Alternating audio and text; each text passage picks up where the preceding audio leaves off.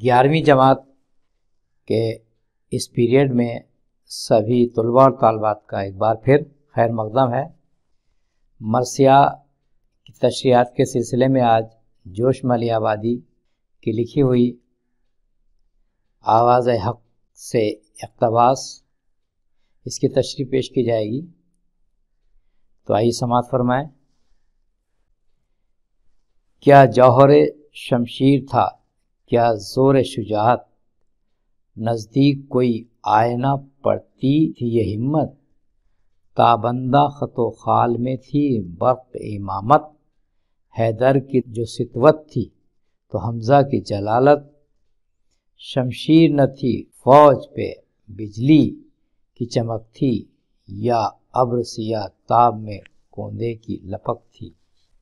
جوش کہتے ہیں کہ حضرت امام حسین کی تلوار کی کیا چمک اور کیا تیز دھاڑ تھی، ساتھ ہی ان کی بہادری کا بھی جواب نہ تھا۔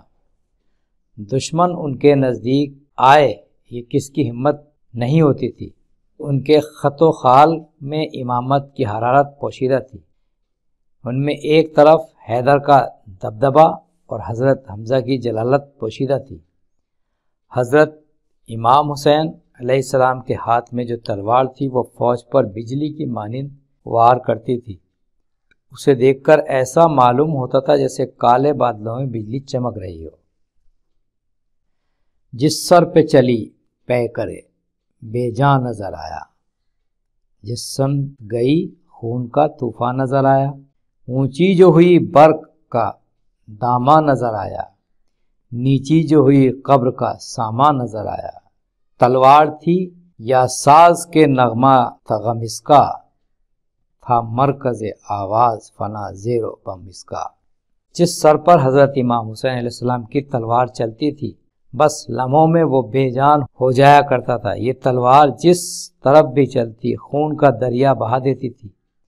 اگر یہ اونچی ہوتی تو بجلی کا دامن نظر آتی تھی، اور جب نیچی ہوتی تھی تو دشمنوں پر خدا کے فضل سے قضا بن جاتی تھی۔ یہ تلوار ایسی تھی جس کا نغمہ غم اور اندوہ سے لبریز تھا، اس کے زیر و غم میں موت کی آواز پوشیدہ تھی۔ مصروف بھی جنگ میں تھے حضرت شبیر، آواز ایک آئی کہ بس اب روک لے شمشیر، لازم ہے کچھ امت کی شفاعت کی بھی تدبیر، پی جام شہادت کے بڑے عزت و توقیر، طوفان سے بچا حق کو لہو اپنا بہا دے، امت کو بہادر ہے تو اب مر کے جلا دے۔ ابھی حضرت امام حسین علیہ السلام جنگ میں مصروف تھے، تبھی ایک آواز سنائی دی کہ اے شبیر بس اب تلوار کو روک دو، صرف لڑائی ہی تمہارے لیے کافی نہیں ہے، امت کی بخشش کی تدبیر بھی تمہارے اوپر لازم ہے، بس اب تم جام شہادت پینے کی تیاری کرو کہ اس سے تمہاری عزت و وقار میں اضافہ ہوگا۔ تم طوفان سے جہاز حق کو بچانے کی ہر ممکن کوشش کرو، بھلے ہی تمہیں اپنا خون بہانا کیوں نہ پڑے۔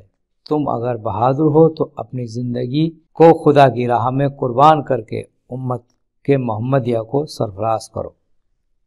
جھنکار سے میدان دغا گونج رہا تھا، ناگاہ پہ صبر و رضا حکم جو پہنچا، یوں میان میں چلتی ہوئی تلوار کو رکھا، غلجن و ملائک میں اٹھا صلی اللہ کا، ایمان کی ڈوبی ہوئی نبضیں ابھر آئیں، خدمت کے لیے چرخ سے حوریں نظر آئیں۔ جنگ اس قدر شدید تھی کہ تمام میدان تلواروں کی کھنک سے گونج رہا تھا۔ تب ہی خدا کی طرف سے صبر و رضا کا حکم جو پہنچا تو آپ بھی تلوار میان میں رکھنے پر مجبور ہو گئے۔ اسی وقت جنات اور فرشتوں نے صلی اللہ کے نعرے بلند کیے، بس ڈوبی ہوئی نبضیں ایمان کی حرارت سے گرما گئیں اور آسمان سے حوریں آپ کی خدمت کے لیے دستبستہ نظر آئیں۔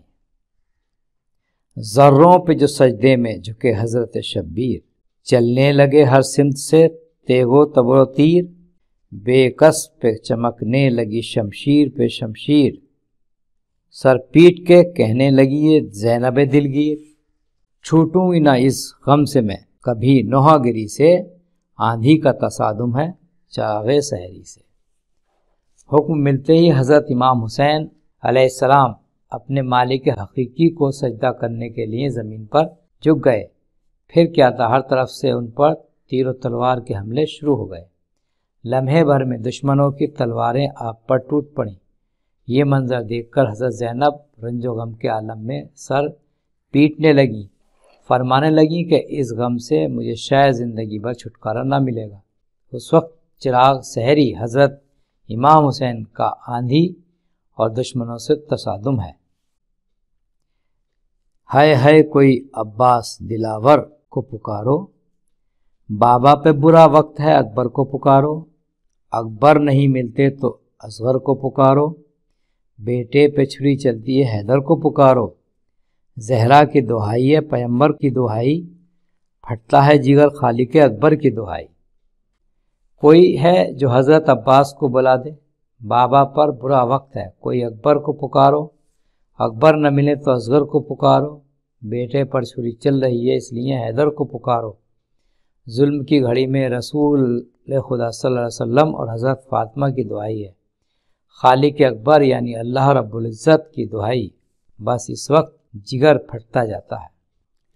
حضرت نے جو زینب کی سنی گریہ زاری، چپ ہو گئے وہ قلب پہ حالت ہوئی طاری، تلواریں لگانے لگے بڑھ بڑھ کے جو ناری، مولا نے کہا شکر ہے اے عزت باری، کٹتا ہے گلا بھائی کا ہمشیر کے آگے، تدبیر سرے خاک ہے تقدیر کے آگے۔ حضرت امام حسین نے جب حضرت زینب کی گریزاری سنی تو آپ خاموش ہو گئے اور آپ کے قلب پر عجیب سی کیفیت طاری ہو گئی۔ پھر جب دشمنوں نے بڑھ چڑھ کر تلواروں سے وار کیے تو حضرت امام حسین نے اللہ رب العزت کا شکر ادا کیا۔ بس کیا قیامت خیز منظر تھا، بہن کے سامنے بھائی کی گردن جسم سے جدا ہو رہی تھی، تقدیر کے آگے تدبیر خاک میں مل گئی تھی۔ تو آج آپ نے یہ چند بند آواز حق سے سماعت فرمائے، کل پھر اس کے بقیہ حصے کی تشریح پیش کریں گے۔ آج اجازت دیجیے، خدا حافظ۔